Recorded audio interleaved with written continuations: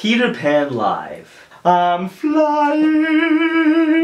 I actually had a lot of fun with Peter Pan Live. So we all know the story of Peter Pan. It's, you know, basically Peter Pan visits Wendy, takes her to Neverland, and she gets to see Peter Pan's world and how magical it is, and it just exhilarates her. Peter Pan has the ideal of not growing up, whereas Wendy is in that stage of growing up. Her lust for Peter Pan didn't seem very real at the beginning, but you see how much more Wendy cares for Peter Pan the more you see her grow, which was very tasteful. She's learning how to mature into an adult that she needs to be, by taking care of Peter Pan and the Lost Boys and her brothers. Whereas at the same time, Captain Hook has a grudge against Peter Pan, and so there's this like conflict that kind of like helps like bring all the pieces together. So it's almost like polar opposites, whereas Peter Pan's in the middle, Hook's on one end, Wendy's on the other, and they're both trying to touch base with Peter Pan in some way, and they're on their own scale. Peter Pan Live, what can I say about this? It's very gutsy to do something live. I really appreciated seeing the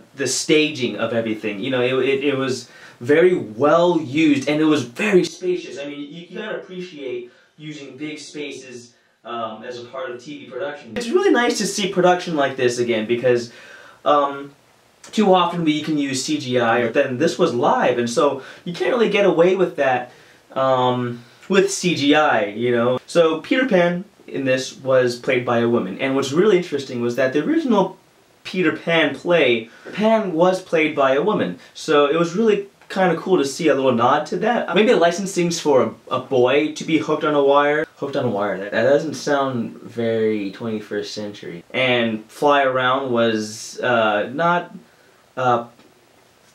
kosher, but everyone was on wire and flying, and it was just cool to see that, you know, like the musical numbers were pleasant, you know, like it actually did feel like a classic musical, you know, unlike recent musicals like Les Miserables, where I'm singing every line I say.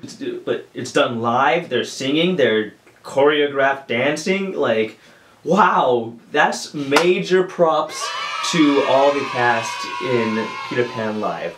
Great job. Now, who I thought stole the show was by far Christopher Walken as Captain Hook. I had fun watching him in his very monotone type singing and dancing.